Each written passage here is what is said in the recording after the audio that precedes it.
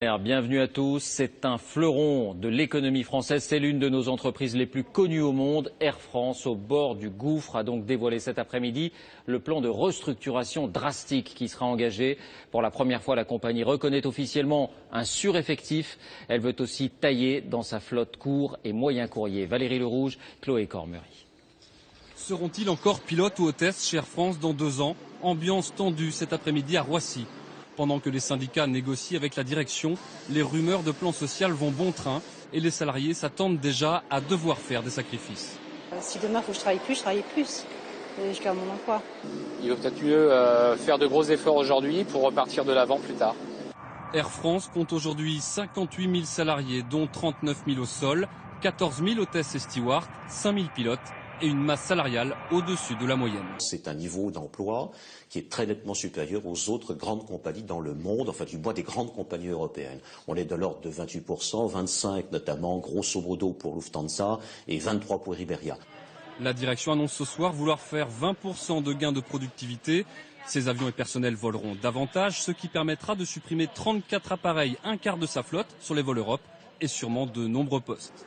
Air France compte ne pas remplacer 2400 départs naturels sur 3 ans, mettre en place un plan de départ volontaire, mais la direction assure vouloir éviter les départs contraints, en clair, les licenciements.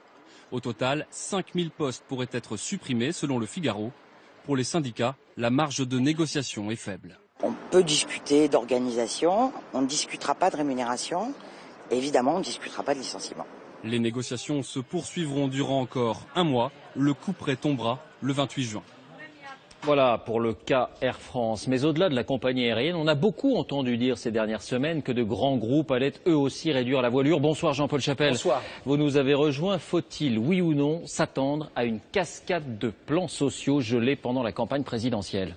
Hélas, oui, David, ce sont de véritables bombes à retardement en matière d'emploi. Des plans sociaux pas encore officialisés, mais redoutés et anticipés par les syndicats. Regardez, Néo Sécurité, le numéro 2 du secteur, 5000 emplois menacés.